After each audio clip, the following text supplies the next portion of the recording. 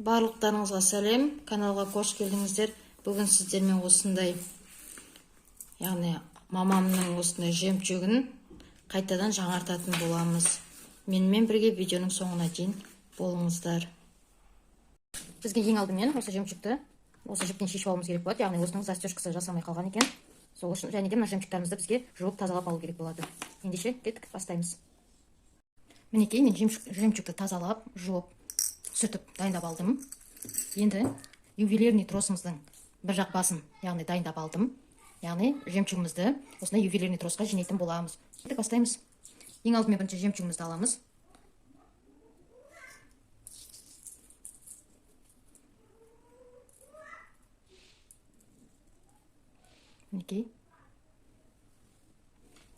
Мінекей. Енді әрбір жемчугтың арасына мен 2 бисерден жинап отырамын. Қайтадан жемчуг. Қайтадан 2 бисер.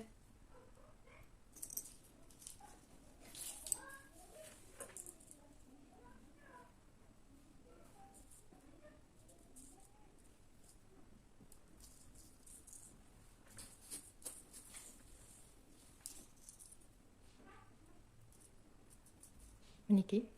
Яғни осылай бәрін жинап шығамын. Яғни бір жемчуг, 2 бисер, бір жемчуг, 2 бисер қылып тростың бойына жинап шығамын.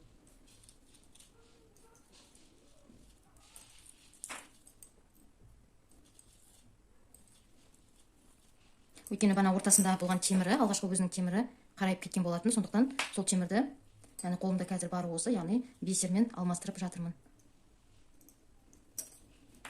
Жемчугке одан сайын сарғыш түс беріп, одан сайын әдемілендіре түседі деп ойлаймын. Нәтижесін бірге көретін боламыз.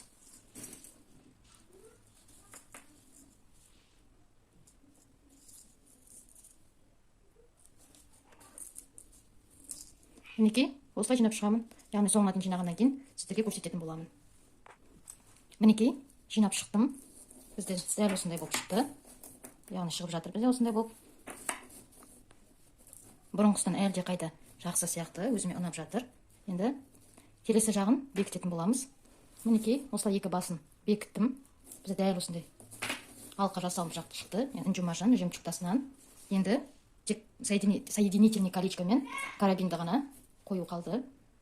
Мінекей, бізде осындай алқа пайда болды. Мен кәдімгі обычный осындай карабин істедім. Яғни өзім мамамның сұрауы бойынша, өзінің қалауы бойынша жасап бердім. Яғни кәдімгі обычный карабинчик қондырдым. Және мінекей, бізде осындай алқа пайда болды.